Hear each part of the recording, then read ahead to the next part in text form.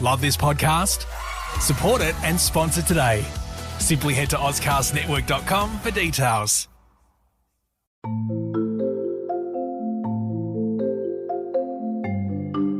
Thank you for downloading and listening to This Pathological Life. If you're interested in continuing the story, we have a second series called This Medical Life.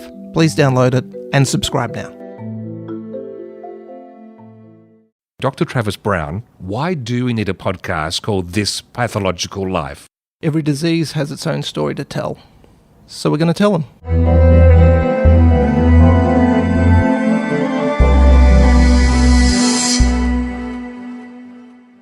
We're here at least once a day. I'm here because of my doctor, like yourself, Steve. And most of the other time it's a work hat. People don't really value what they put on their heads, so the hat is not something that they're really wanting to spend a lot of money on. It's something that they have to put on. We live in Australia, and that means it's important we pay attention to the sun and look after our skin. And I'm saying this, Travis, you know this, but my GP just keeps, getting me to do the right thing, and I've just had the full skin scan. All is good. But it does mean things like melanoma are top of mind, and luckily not top of scalp. But black tumour is where this story begins. It is. So mainly occurs in the 19th century. So there is the example of one with Dr. Isaac Parrish. He wrote in 1837 about a 43-year-old woman who presented to hospital with this tumour on her toe. He described it as a fungus tumour. It was purple in colour and the size of a mulberry. So this meant to have existed since birth, but started getting bigger. So the treatment at the time was ground elm placed on the tumour, laxatives, and leeches to the groin. Now, bloodletting was one of the preferred treatment of choices. And the reason why it was probably put on the groin is because you get lymph nodes getting swollen in that area. So let's assume it's not just a weird quirk, that they were doing it to try and draw out. So they might have thought it was an infection. Draw out the badness or something to that effect. Unfortunately, this treatment didn't work. The patient died. And then, in that time, we called what they used to call it as melanose. This was a tumour of melanose. And what's melanose? Yeah, it goes back to the ancient times, to be honest. We've got references from Hippocrates and Rufus of Ephesus, who's a physician. So Hippocrates was in 400 BCE. Ephesus was in 100 CE.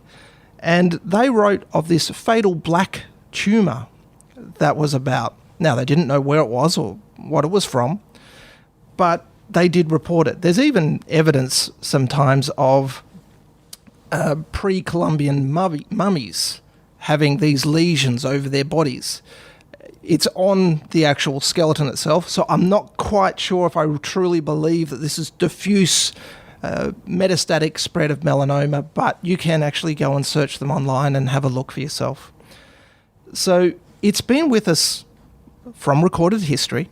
We know it exists. It called melanose, and the reason why it was called melanose is because Rene Laennec was an anatomist, I believe, who found in 1806 that what people are breathing in with their lungs and all the carbon that's about would reside in people's lungs, and if they did an autopsy, what you would find is that carbon resides in the lymph nodes. He was the first person to recognise that black pigment wasn't the same thing as these tumours, these black tumours. They were different. So we even see that today in autopsies or even biopsies of lymph nodes. We call it anthracotic pigment, which is carbon. So when that builds up in people's lungs and you breathe in, it goes to the lymph node and stays there, and it's black. But he termed that melanose. And so that's where we get these tumours of melanose. And what was his era? 1806. About that time, we find these melanomas start increasing in the literature. So we get Dr. William Norris. He noted a patient who was 59 years old. He followed him for 3 years. These brown tumours were over his body, and after 3 years, so 62, he died. They did an autopsy on him, on the patient, and they found these black tumours everywhere throughout the body, spread in every direction, and when you cut it, it had the consistency or the appearance of nutmeg. This is appetising, this episode. So, but that's the understanding of, they're coming up, what is this tumour doing? What's it? Why is it black, brown, going through? And so what they found is people are dying from these tumours. And in 1840, there was a British surgeon, Samuel Cooper. So all these treatments that they're trying to do, bloodletting, laxatives, whatever, certainly doesn't work. And so he said the only way to do this is to cut it out. And so that is true to this day. So then we look in 1857, Dr. William Norris pops up again in the literature. He's found 8 more cases, and he's found that there's a consistency or there's a trend through these patients that have these black tumours. They tend to have light-coloured hair, pale complexions, and had increased risk of getting these tumours. And then in 1858, Oliver Pemberton reported a collection of 60 cases of tumour, and the first in a black patient from Madagascar. And what's interesting about him, because I did read some of the research that you gave me before our chat, was we're talking in 1858 here, we're hitting that point where science is noting that we're not sure we can go much further at the moment. We are going to need new ideas, new things. In fact, if you don't mind, I'd just like to read this great quote.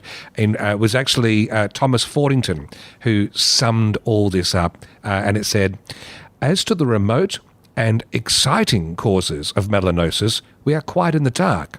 We are henceforth to confess the incompetency of our knowledge of the disease and to leave to future investigators the merit of revealing the laws which govern its origin and progress, and pointing out the means by which its ravages may be prevented or repressed." In your understanding of people you work with, how many of us have the humility to be able to admit that we're at the limit of our knowledge? It's unfortunately it's all too common. What we realised, the thing about medicine is genuinely one of those areas where the more you learn, the more you realise you don't know. That's very apparent in general pathology. That's why I'm very pleased to have a whole bunch of specialists that I can refer on to when we add it. But you sit there and just go, we have specialties in so many different areas, about 6 or 7 different areas where you learn and study for 5 to 6 years and know the limits in that area. And even then you have subspecialties in those areas. So we are at the limits. And it is a bit of a challenge. And I love that, because that's the Dunning-Kruger effect, being aware that when you know little, you think you know everything, and the more you know, the more you realise you don't know. And so let's pause and come back to take a snapshot of the best thinking of the current age in relation to melanoma.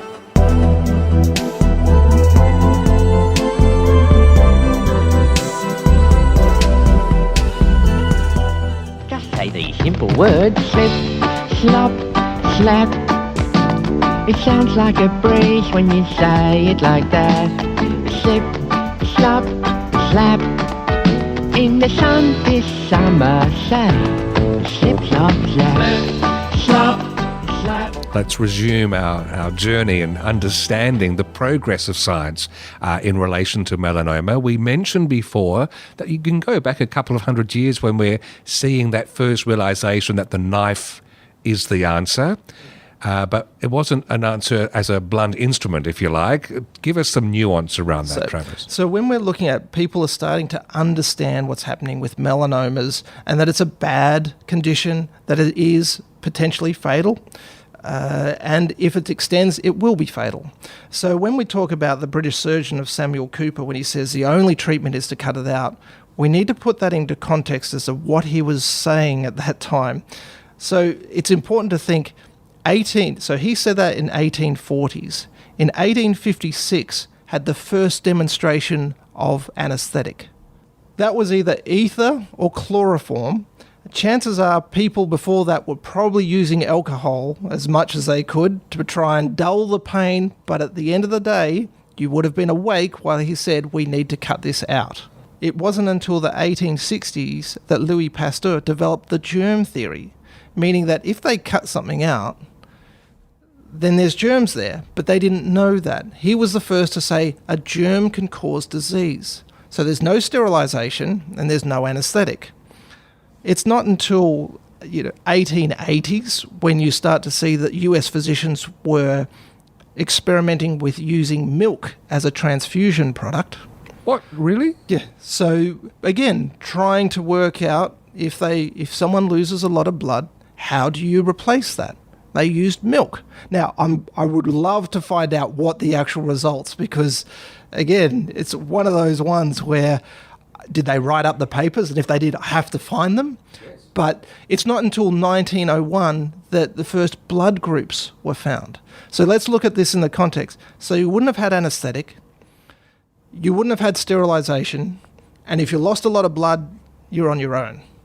And this is the context that you say when they're talking about cutting it out, they're talking about quite aggressive cutting it out, very thick, very deep, and it would be a challenging. But the alternative is to have this black tumour just continue spreading unabated until it takes the ultimate toll. Yeah. This is, yes, it seems to be the life in the 19th centuries was full of everything going to kill everyone. There's no vaccinations, so childhood mortality was horrible, childbirth was horrible. This was challenging time. So let's get back to the nuance of this whole approach, because there is that adage, to someone who's good with a knife, every solution requires cutting out. But there is nuance on the thickness of the tumour that I think the 1970s we start getting a sense of that, don't we? That's right. So when we start looking at that, what we find is about 100 years later, we find that the study of these tumours starts to become a little bit more specific. So in 1966, we have William Clark, who realised that these black tumours, now by this stage called melanoma, had a depth. And if you looked at the depth in the skin, down to the tissue when you take it out, all under anaesthetic at this time, so what you can find is that correlates with its ability to spread. And so if it's in the surface, we call them Clark levels 1, 2, 3, 4, 5. If it's in the very superficial layers, then it has a very unlikely chance of spreading. But as you get deeper, it increases its chance of spreading. And this was also confirmed a little bit differently by an Alexander Breslow in 1970s, when he found that thickness is also relevant. So they're relevant, they're related, but they're a bit different. And his tumour thickness, again, correlates to how likely it is to spread. And these are both used to this day. We have about 10, 12 different markers that we will use when we look down the microscope to say how likely is this to spread, is it all out or not. And so our progression to thinking from 200 years down the path is that they didn't know what it was at that time. They knew the limitations, but they knew that removing it was the best effective treatment. That is still true today, but we know that the depth and a number of other what we call prognostic factors, so how is this going to behave in the future, tells us we need to do further surgery, we need to take this out wider, or it's all out and it's all fine. And what about in the process of diagnosis? There are, I believe, about 10 indicators that someone is prone to melanoma. So we have lots of risk factors. So like everything in medicine, prevention is the best management with regards to it. So nowadays, I'm sure everyone remembers from 1980 the slip, slop, slap, which is a very effective campaign. When you think about it, 30, 40 years on, we still remember it. Yeah, there's not much I remember from that point of history except for that jingle. That's right. So it's changed a little bit these days. It's slip, slop, slap, seek, slide.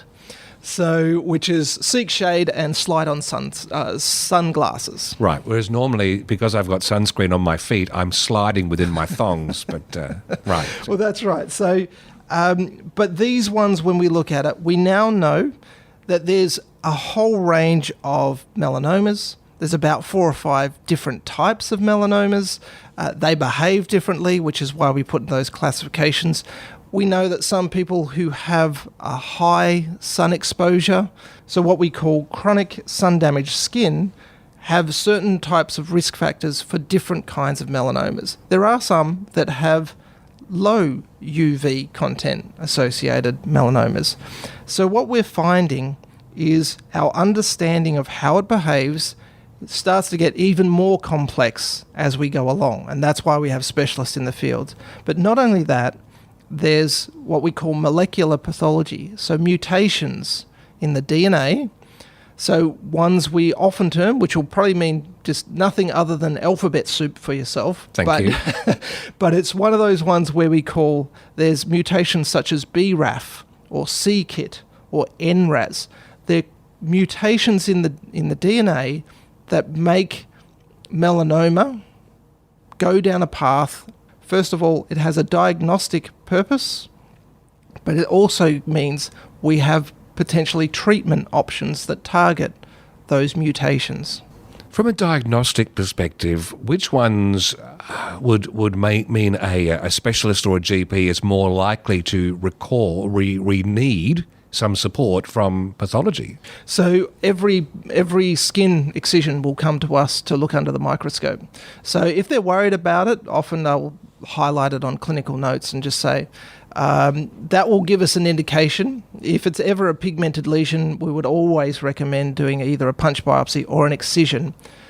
And from that, we can tell you how far, if it is going down the melanoma line, how far it's been excised, the depth that it goes to, and even does further management need to happen. And then we can type it with molecular markers if treatment is a consideration. And I suppose you'll also come back with advice on which type of bleach to use. So we might have moved on from that one, but if I do that, it's been a bit of a tough day. When my skin doctor said I should start wearing hats because any sort of lesions, any skin cancers on my scalp are really hard to cut out because there's no elasticity up there or not very much in that skin, I've now gone out, I've bought 3 hats. Travis, have I overcompensated? If you have a hat, that's always good. A handy hat is always a great thing to have. Look, what we know is, always saying it, prevention is the best cure. And the hat, when we talk about taking things out of scalps, yes, it's because sometimes when you take chunks out, unfortunately, of skin, on the scalp area, it tends to be actually quite a large, deep area, often a round one, and it's hard to put 2 opposing edges of skin together to get a good, clean scar. And so that's the problem. We have things like being able to pull edges together to make it a nice, neat scar.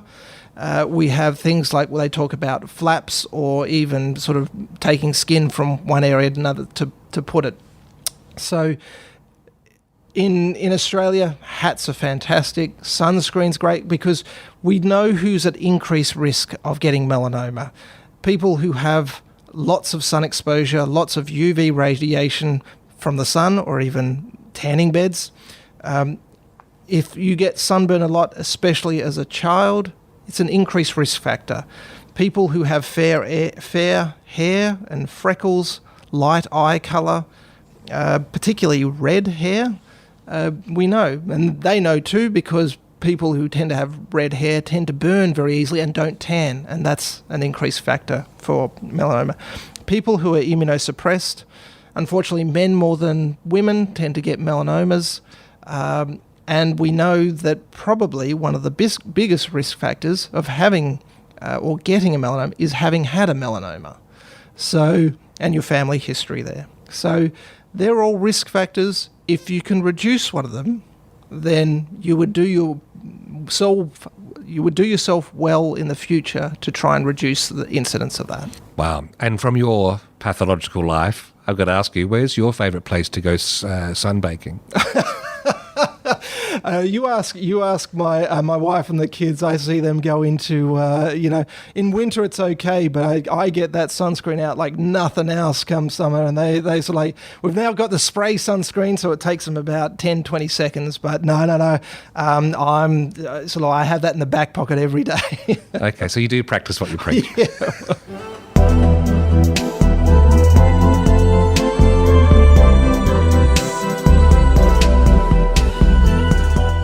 I've never ever had to say dermatopathologist.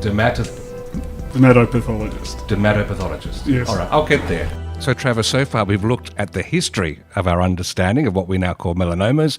We've looked at the leaps we've taken in treatment over time, but we're at the crossroads now. It's 2020 at the time of recording. Diagnosis in this era, now that we know more than we ever have before. You're good, but I think we should bring someone else into this conversation. You comfortable with that? Absolutely. In particular, Dr. Craig James, specialist dermatopathologist and past president of the Australasian Dermatopathology Society. Craig, welcome to the podcast. Thank you very much. So, Craig, look, there's a few things that we've been looking at, and I think it can cause some confusion because now we've got a whole bunch of subtypes of melanoma that's come out.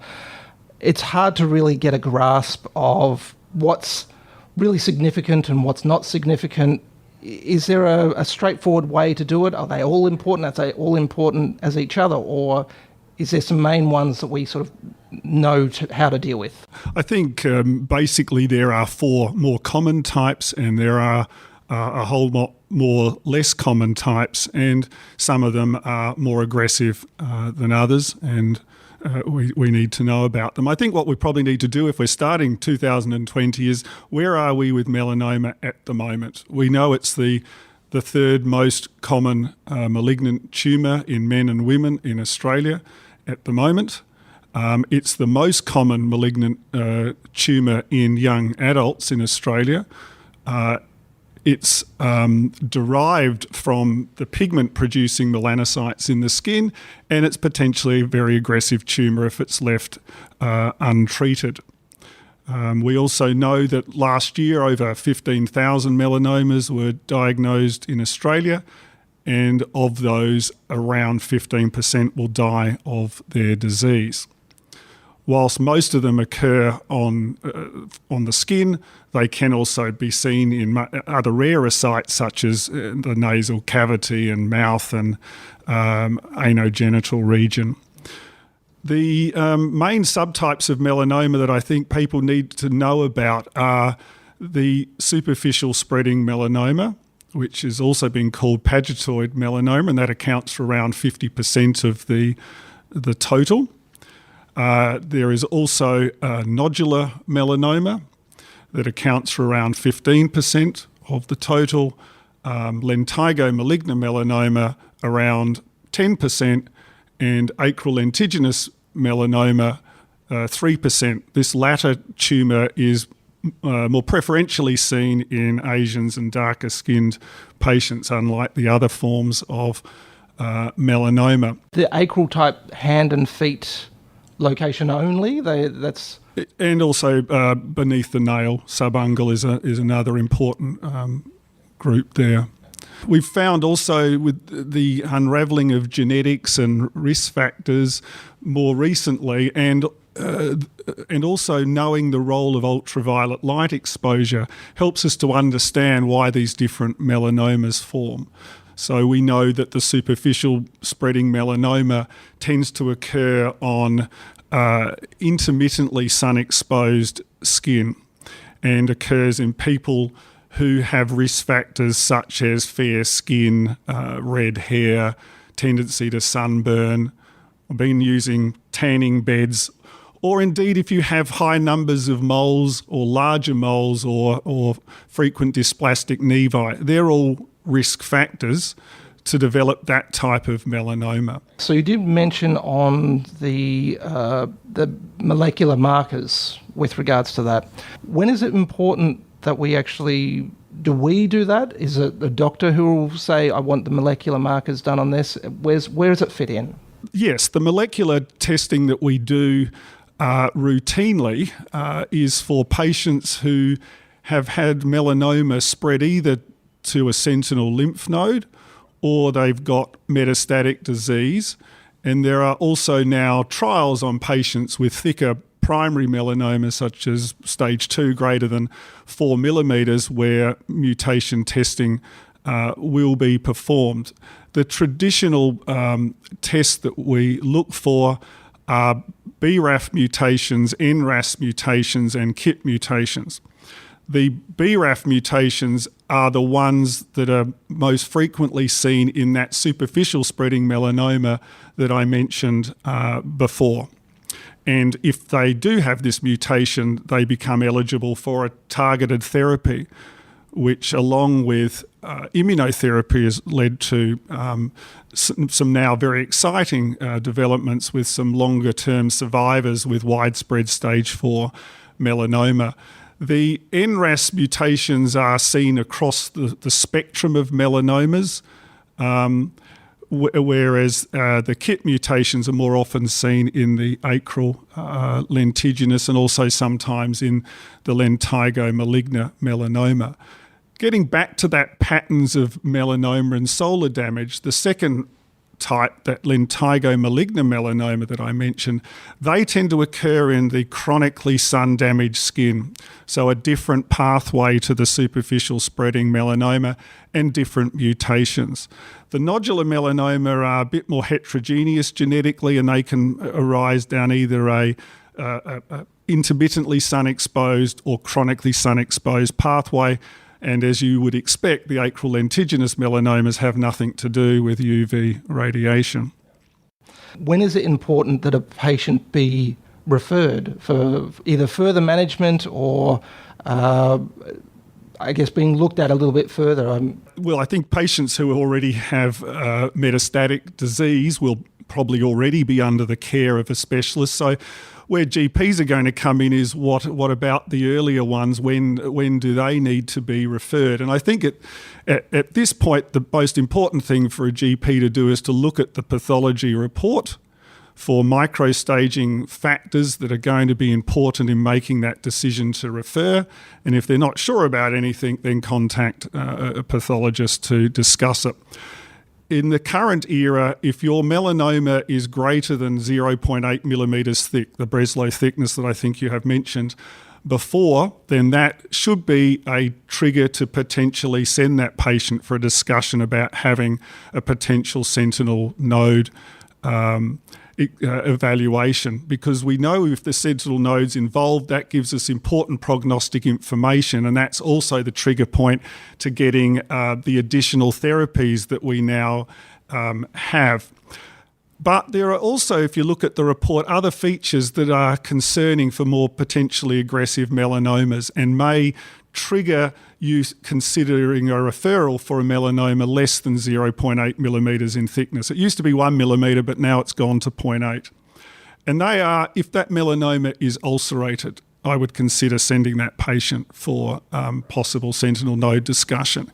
If there's any proliferative mitotic activity in the dermis of a thinner melanoma, I think that's a worrying feature. If there's extensive regression changes, that's concerning. And if there's lymphovascular invasion or satellite deposits, then I think they should be referred as well.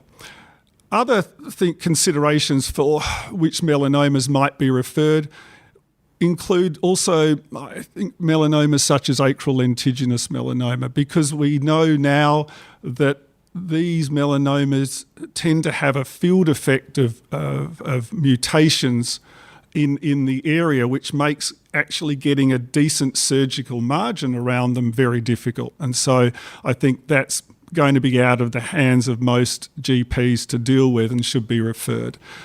There is also a tumour called a desmoplastic melanoma. And this is different again. It tends to occur on the chronically sun-exposed skin of the head and neck. While we know that all the common melanomas, thickness for thickness, tend to behave the same, the desmoplastic melanoma is a little bit different, and it tends to present as a much thicker, larger tumour.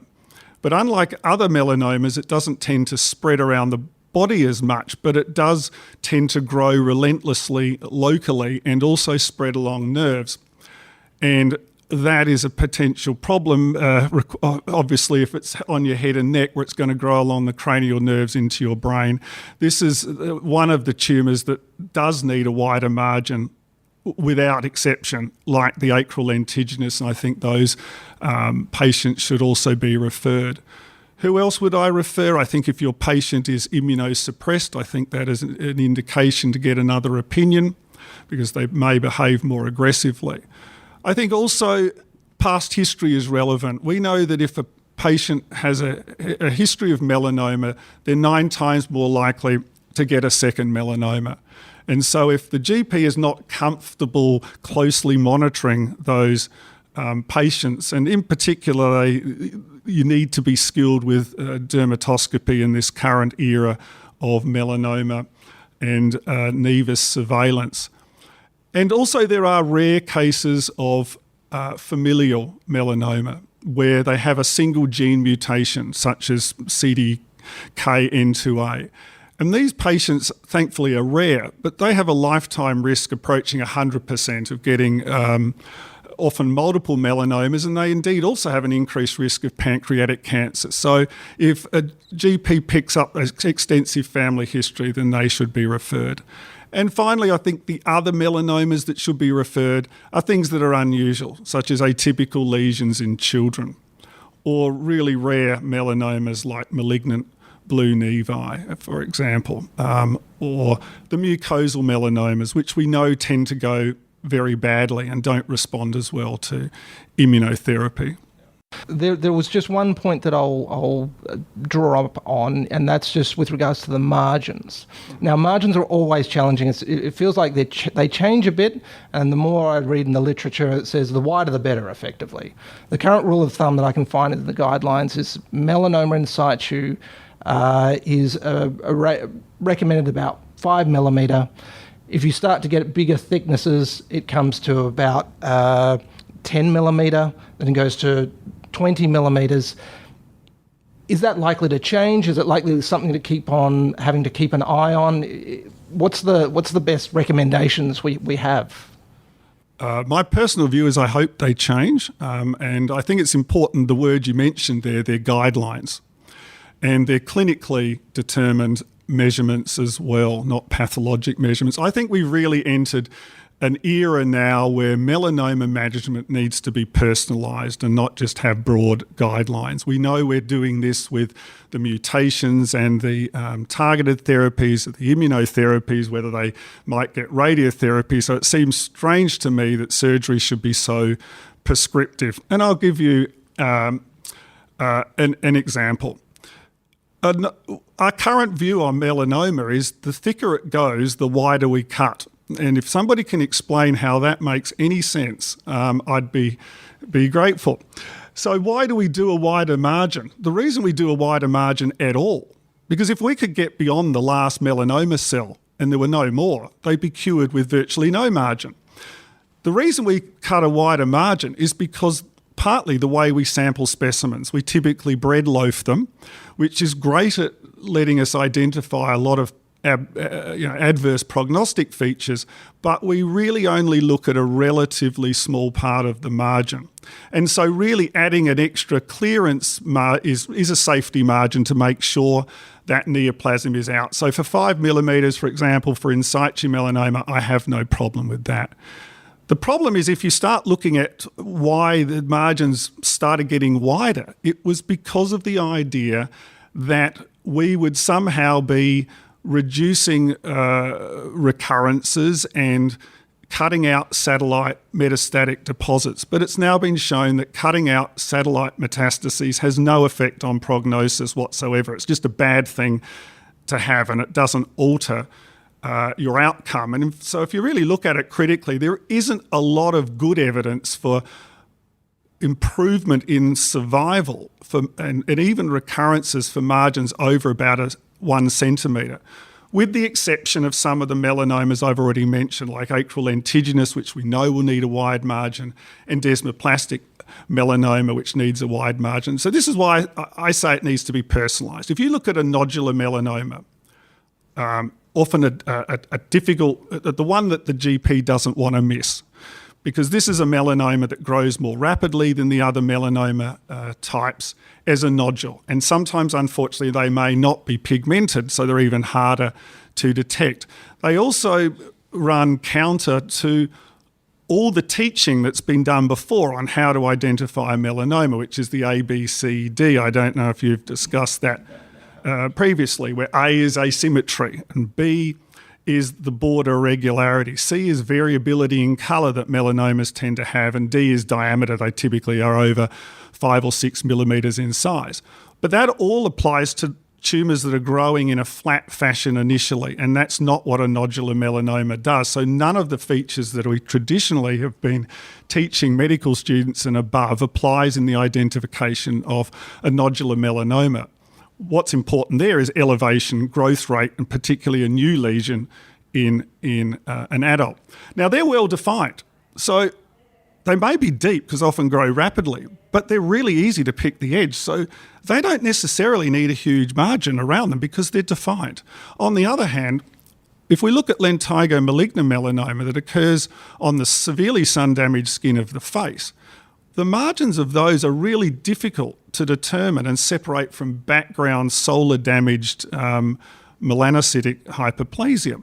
So those margins are much harder to identify, and they may need a wider clearance to actually get around it. It's often clearly much less easy to identify. So I think margins should be personalised in this current era. I suppose with the genetics, I would also say that we've talked about the genetics of the commoner types of melanoma, and we know there are other mutations and fusions involved in other melanoma subtypes. But the other situation that's worth discussing is pathologists by and large do not have much of a problem diagnosing most melanomas as melanomas and most nevi as nevi. Where we do have problems are in a fairly consistent group. They're what we call the atypical spitzoid lesions, which unfortunately often occur in childhood and adolescence, the heavily pigmented melanocytic neoplasms, nodules developing in congenital nevi in children, where the distinction of a proliferative nodule benign from melanoma, which is usually lethal, is clearly important, represent classic areas where pathologists have difficulty across the world, and there's an imperfect relationship between the morphology and the outcome. So in this situation, we also now have an ability to utilise other tests. And the classic three here are either FISH testing, which is fluorescent in situ hybridisation, which uses 4 or 5 probes that target more common mutation abnormalities seen in melanoma. And so if you get an abnormal FISH probe results, that can be a guide that the atypical lesion you're looking at is melanoma. There is also a technique called comparative genomic hybridisation that looks at copy numbers and gains in the chromosomes, because melanomas are by definition sort of unstable genomically, and that can help us also define a lesion as potentially being either benign or malignant. And there's also gene expression profiling that, whilst not widely available at the moment, will increasingly be used for difficult lesions on the one hand going forward as the costs drop, and also I think very importantly for prognosis as well, because I've talked about the sentinel lymph node, which we currently use as the first guide to getting patients into these adjuvant therapies and trials. But it's sort of sobering to realise that 2 out of 3 patients who die of melanoma have a negative sentinel lymph node. So clearly it's imperfect, and we're not picking the higher risk melanomas at an early stage. And this is, I think, where gene expression profiling will come in, and we'll be able to do that on the primary melanoma, and it will be able to tell us whether it's low risk or high risk. And if it's high risk, those patients will then get access to these extra therapies going forward into the future. So, Craig, we get a different kinds of biopsies come across our desks. So sometimes it's a shave biopsy of a pigmented lesion, a punch biopsy, or even an excision biopsy. What is this? Is there some preference for what's best, or is there something that gives us better understanding, or do you have a recommendation for doctors about what is the best biopsy to take when they're going to take a pigmented lesion?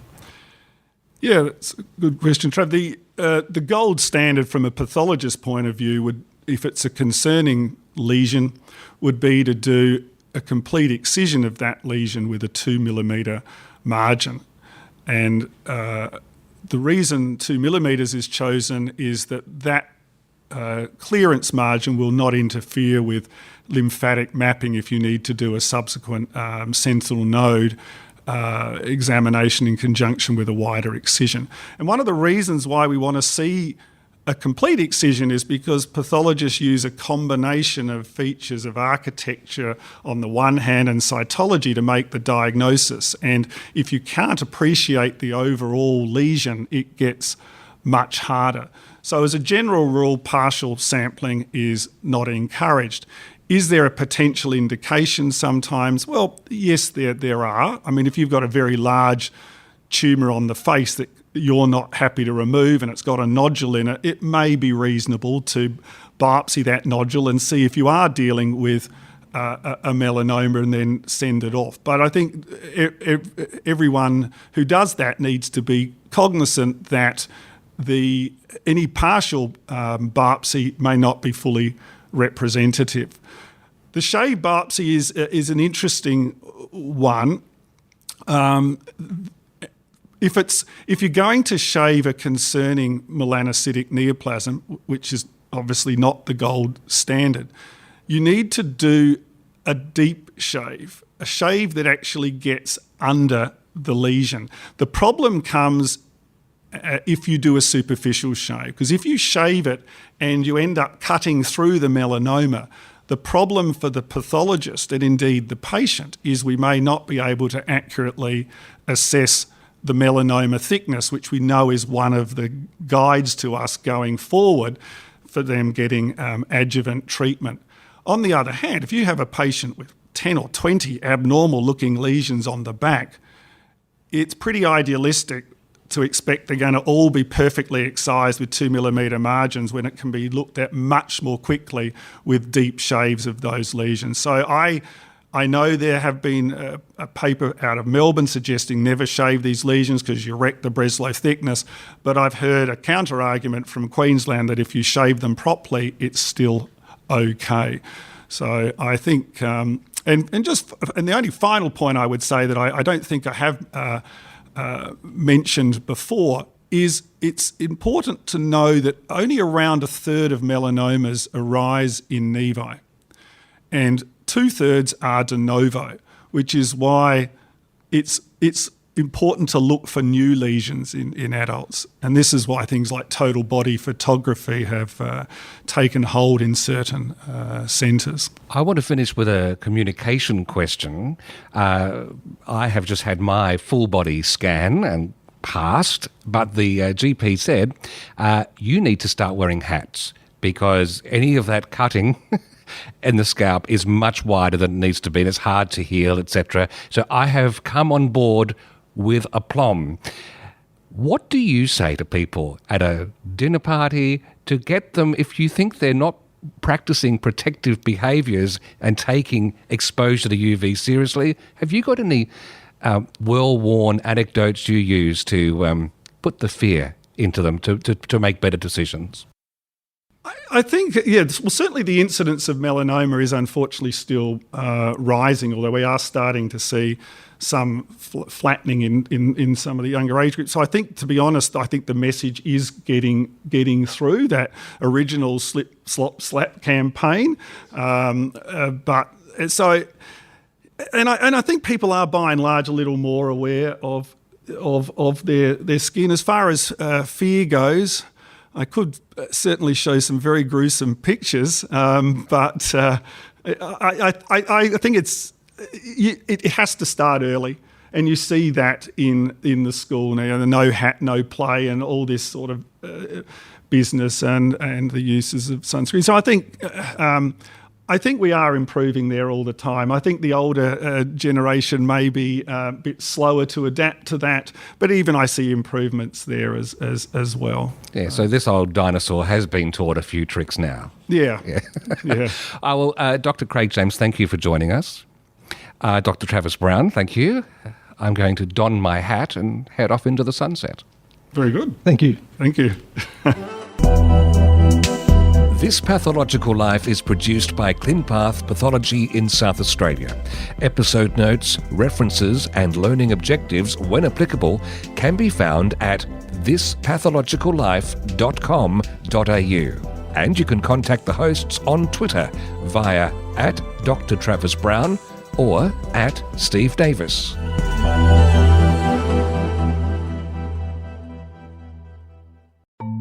Thanks again for listening, and just a reminder, if you haven't done it yet, have a quick search in your podcast app for our second series, This Medical Life. Dr. Travis Brown has rolled up some extra guests, some extra topics, and we continue the story there, and we'd love to have you along. Love this podcast? Support it and sponsor today. Simply head to AuscastNetwork.com for details.